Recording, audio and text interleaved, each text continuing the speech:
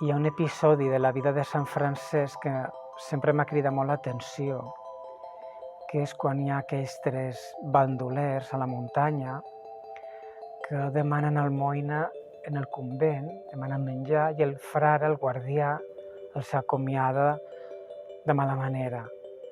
Quan Sant Francesc torna a casa i s'assabenta del que ha passat, mana aquell frare que vagi a cercar els lladres, els hi demani perdó i els hi doni menjar.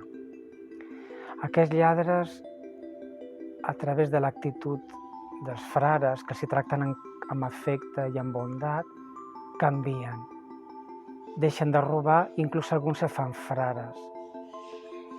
Per a mi aquest episodi me recorda que el poder del bé i el poder de l'amor. No deixar-nos vèncer pel mal, sinó vèncer el mal a còpia de bé. Tractar bé a les persones i estimar-les, encara que ens sembli que no s'ho mereixen, sense jutjar-les.